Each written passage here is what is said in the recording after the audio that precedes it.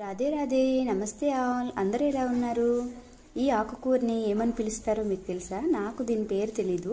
మీకు తెలిస్తే కామెంట్ చేయండి. నా ఫ్రెండ్ వాళ్ళ విలేజ్ నుంచి తీసుకొచ్చి ఇచ్చింది. ఈ ఆకుకూరని మార్కెట్లో కూడా చాలాసార్లు చూశాను కానీ ఎప్పుడు తీసుకొని తినలేదు. ఇవి చూస్తుంటే మిరపకాయ మొక్కల్లా అనిపిస్తున్నాయి. టేస్ట్ ఎలా ఉంటుందో ట్రై చేద్దాం. మరి తను ఇచ్చాక వేస్ట్ చేయలేం కదా. ఇలా మొత్తాన్ని క్లీన్ చేసుకొని నీట్గా వాష్ చేసి ఈ విధంగా కట్ చేసేసాను. ఇప్పుడు తాలింపు కోసం ఒక పెద్ద ఉల్లిపాయ, వెల్లుల్లి, ఎండుమిర్చి, పచ్చిమిర్చి ఇలా రెడీ చేసి పెట్టుకున్నాను. నార్మల్గా మనం తోటకూరని అయితే ఎలా ఫ్రై చేసుకుంటామో అదే ప్రాసెస్లో చేస్తున్నాను.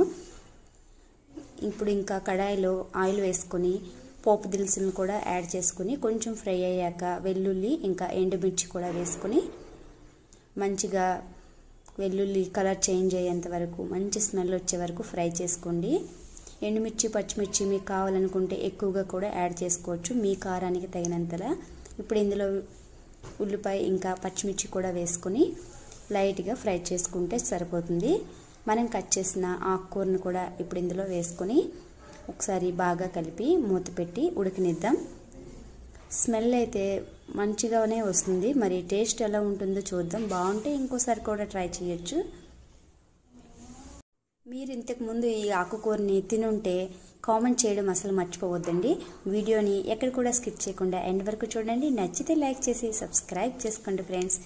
ఇలా 3 మినిట్స్లో కూర అయితే మంచిగా మగ్గిపోయింది. ఇప్పుడు ఇందులో మనం కొంచెం స్పైసెస్ని యాడ్ చేసుకుందాం. కొద్దిగా సాల్ట్, ఇంకొంచెం పసుపు. కారం అయితే నేను యాడ్ చేయట్లేదు. ఇందులో వేసిన ఒక పచ్చిమిరపకాయ, ఎండుమిరపకాయకే మా పిల్లలు కారం అంటారు. ఇంకా కొంచెం కారం యాడ్ చేస్తే అది నేనే తినాల్సి ఉంటుంది, అందుకనే వేయలేదు. ఇందులో కొద్దిగా ధనియాల పౌడర్ వేసుకొని ఈ విధంగా మంచిగా మిక్స్ చేసి మరొక 2 నిమిషాలు మూత పెట్టి మగ్గనిస్తే కూర అయితే రెడీ అయిపోయింది. మీ ప్లేసెస్లో ఈ కూరని ఏమంటారు కామెంట్ చేయండి. మీరు కామెంట్ చేస్తే కదా నాకు ఇంకా బూస్టింగ్గా ఉంటుంది వీడియోస్ చేయడానికి. ఇప్పుడు కర్రీ రెడీ అయిపోయింది కదా, తిని చూపిస్తాను ఎలా వచ్చిందో, టేస్ట్ ఎలా ఉందో. వేడి వేడి అన్నంలో ఇలా కొద్దిగా కూర వేసుకొని కలుపుకొని తింటే చాలా టేస్టీగానే ఉంది. తోటకూర కంటే కొద్దిగా టేస్ట్ బాగుంది అనిపించింది. అంతేకాకుండా ఇంకొకసారి తినాలనిపించేలా ఉంది టేస్ట్. వెల్లుల్లిని ఎక్కువగా యాడ్ చేసుకుంటే మంచిది ఈ కర్రీకి. ఆ ఫ్లేవర్ చాలా బాగుంది. Okay friends, bye bye, see you next video. ఆగండి సబ్స్క్రైబ్ చేసుకున్నారా? Thank you for watching.